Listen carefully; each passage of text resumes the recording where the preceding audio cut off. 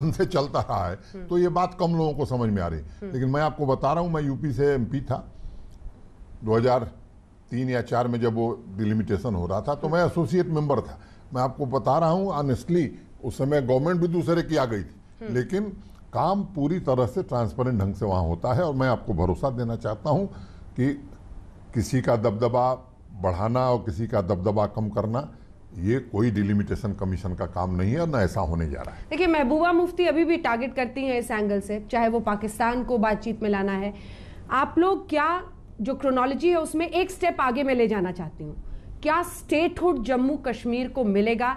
Delimitation, election, statehood, क्या ये process होगा? देखिए, एक बात समझिए, जिस बात को पार्लियामेंट के फ्लोर पर देश के गृह मंत्री ने कहा है, आप तो पार्लियामेंट को लंबे समय से जानती हैं, उसका महत्व कितना होता है। देश के गृह मंत्री जी ने संसद के पटल पर यह आश्वासन दिया है कि स्टेटहुड अप्रोप्रिएट टाइम पर हम देंगे। प्रधानमंत्री जी राष्ट्र को, जम्मू कश्मीर के लोगों को संबोधित करते हुए बात कही, उसमें फिर संदेह कहाँ किसको उठता है? संदेह की कोई बात नहीं है। कोई भी चीफ मिनिस्टर बन जाए, मैंने चीफ मिनिस्टर कौन बनता है ये जनता तय करेगी। हाँ। पीडीपी, एनसी, बीजेपी, मेरा किसी पार्टी से कोई मतलब नहीं है। मेरी जिम्मेदारी ये होगी कि निष्पक्ष चुनाव हो, फ्री एंड फेयर चुनाव हो।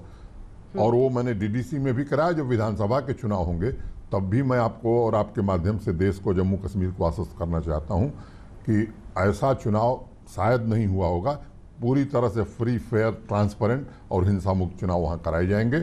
दूसरी बात कि अप्रोप्रिएट टाइम पर स्टेटहुड दी जाएगी, ये बात उस बैठक में भी देश के गृह मंत्री जी ने कहा, संसद में भी कहा। तो संसद में कही हुई बात से बड़ी बात कुछ हो नहीं सकती। अब आते हैं कश्मीर के मौजूदा हालात पर। आप हार्डकोर पॉलिटिशियन, एलजी बन के न्यूट्रल होकर जम्मू कश्मीर में काम करना पड़ रहा है। आपने कहा विकास की राह पर जम्मू कश्मीर को आगे ले जाएंगे। जो मौजूदा परिस्थितियां हैं वो क्या वाकई नियंत्रण में है? क्या वो इलेक्शन कंड्यूसिव है? क्या चुनावों की प्रक्रिया की शुरुआत हो सकती है? मैं ड्रोन अटैक्स पर और कुछ जो हत्याएं नेताओं की हुई इस पर बाद में आऊंगी, लेकिन ओवरऑल तस्वीर आपको जम्मू कश्मीर की लग रही है? मैं पूरी तरह आश्वस्त हूं। और अभी ठीक 3-4 महीना पहले, 4 महीना पहले वहां चुनाव हुए हैं। और मैं आपको कहना चाहता हूं कि जरा आप इतिहास वहां का 25 सालों का देखिए, एक छोटी हिंसा की घटना नहीं हुई है जम्मू कश्मीर के अंतर्गत। उस चुनाव में जब डीडीसी के चुनाव हो रहे थे, और मैं कहना चाहता हूं कि विधानसभा के चुनाव भी बहुत शांतिपूर्ण ढंग से होंगे, इसमें कहीं कोई कठिनाई नहीं है। पूरी तरह से वातावरण उसके पक्ष में रहेगा। अगर ये चुनाव इस वक्त कराए जाते हैं तो ये जो ड्रोन की गड़गड़ाहट हम सुन रहे हैं सर, ड्रोन को लेकर लोगों का एक कंसर्न है कि आपके पास कोई सिस्टम है भी इससे डील करने का? कभी वहां ड्रोन, दो तो जम्मू एयरबेस पर, उसके बाद से कभी वहां ड्रोन दिख रहा है, कभी वहां पर ड्रोन दिख रहा है। हमारे पास कोई सिस्टम है क्या इससे डील करने का? लग रहा है जैसे आप देखिए ना सर, कितने एडवांटेजेस हैं उनको। लो कॉस्ट, पहले उनको लोगों को भड़काना पड़ता था, ट्रेनिंग देनी पड़ती थी। अब ड्रोन के इस्तेमाल से अपने लीस्ट डैमेज के साथ वो इस तरह की घटना को अंजाम दे सकते हैं। दो बात समझिए, मैं उसको थोड़ा इलेबोरेट करता हूं। जम्मू कश्मीर में सुरक्षा की स्थिति बहुत नियंत्रण में है। फोर्सेस का पूरी तरह से अपर हैंड है।